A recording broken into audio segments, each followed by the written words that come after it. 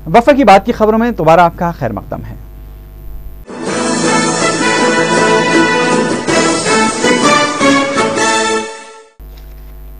तेलंगाना राष्ट्रीय समिति ने इल्जाम लगाया कि रियासती हुकूमत को तेलंगाना के बरखी प्रोजेक्ट्स को मतलूब गैस की सरबराही से कोई दिलचस्पी नहीं है।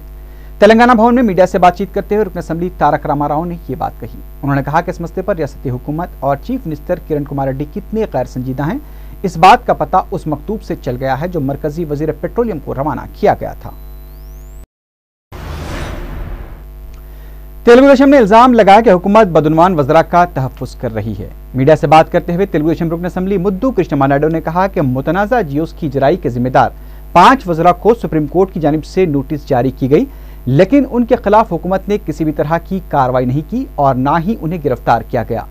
मुद्दू कृष्णमा नायडू ने कहा कि गाली जनार्दन रेड्डी की जमानत स्कैम में वजीर कानून ई प्रताप रेड्डी के मुलविस होने के इल्जामात लगाए गए, लेकिन इस सिलसिले में भी हुकूमत खामोश है।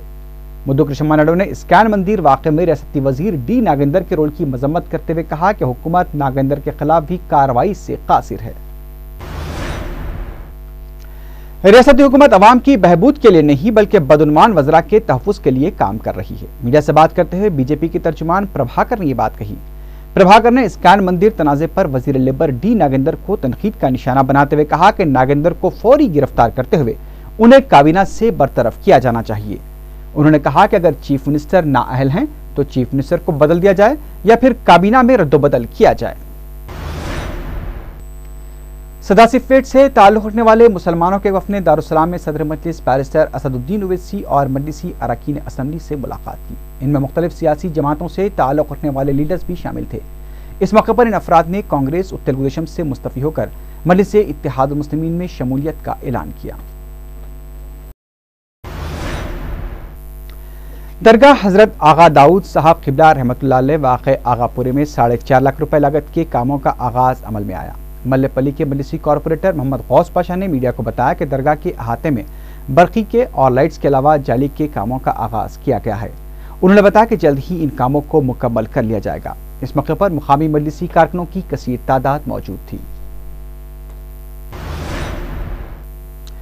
फीस बाज अदायगी स्कीम से मुतालिक तलबा तंजीमों के एहतजाज के पेश नज़र चीफ मिनिस्टर के कैंप ऑफिस के पास सिक्योरिटी बढ़ा दी गई है। गुज़िश्ता चंद दिनों से तलबा तंजीमों की जानिब से फीस बाज अदायगी स्कीम से मुतालिक काबीना की ज़ेली कमेटी के ऐलान के खिलाफ तलबा तंजीमें एहतजाज कर रही हैं और कई तंजीमों ने एहतजाज करते हुए कैंप ऑफिस का घेराव भी करने की कोशिश की थी। चंचलगुड़ा जेल के हुकाम ने कैदियों के लिए खुसूसी एम्बुलेंस होने के बावजूद एक बीमार कैदी को एम्बुलेंस 108 के जरिए दवाखाना मुंतकिल किया। इसकी वजह क्या है मालूम नहीं हो सका, लेकिन सजा याफ्ता कैदियों को एम्बुलेंस 108 के जरिए दवाखाना मुंतकिल करना खतरनाक साबित हो सकता है, क्योंकि एम्बुलेंस 108 के स्टाफ के पास कैदियों से निपटने की सलाहियत नहीं होती और कैदियों को मौका पाकर कैदी फरार होने का भी खदशा रहता है।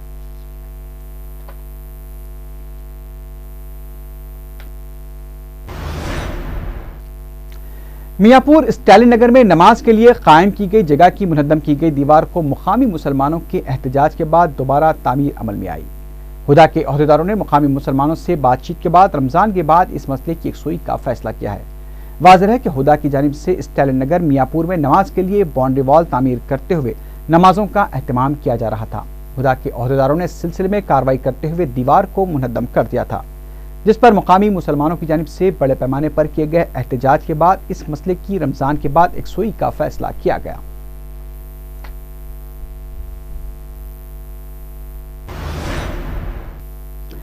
मुशीराबाद पुलिस ने मोबाइल फोन के जरिए खातून को तंग करने के इल्जाम एक शख्स को गिरफ्तार कर लिया। सर्कल इंस्पेक्टर रियाजुद्दीन ने मीडिया को बताया कि रामनगर का रहने वाला 25 साला महेश एक खातून और उसके रिश्तेदारों को फोन करके न सिर्फ बात करने के लिए इसरार करता बल्कि वो गाली गलौज भी किया करता था, जिस पर मुतासरा लड़की ने अपने मोबाइल फोन की सिम तब्दील कर दी, लेकिन फिर भी महेश अपनी हरकतों से बाज नहीं आया।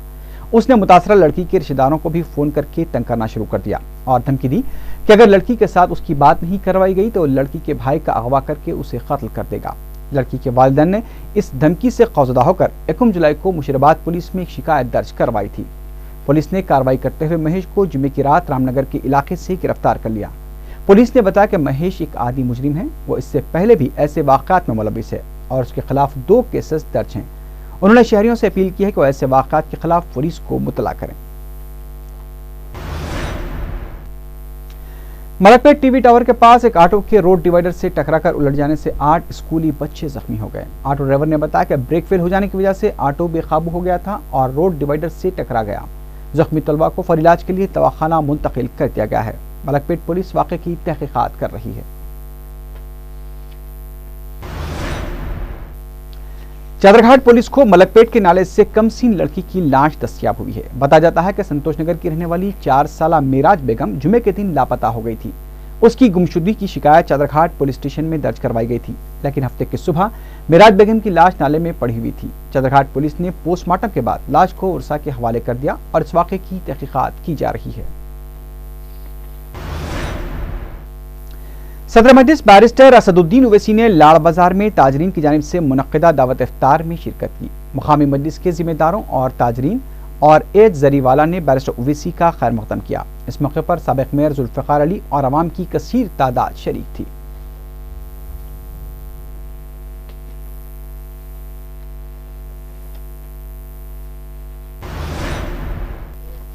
आखिर में सुर्खियों पर एक बार भी नजर डालते हैं।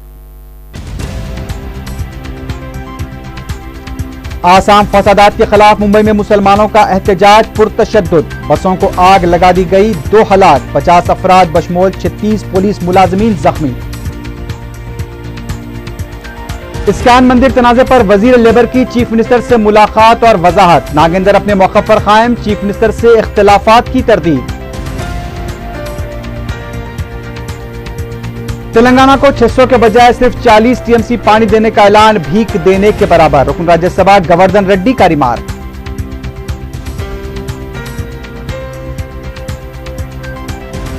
जयपाल रेड्डी चीफ मिनिस्टर बनने के लिए साजिशों में मसरूफ, मरकजी वजीर को फौरी बरतरफ करने साबिक वजीर चित्तरंजन दास का मुतालबा।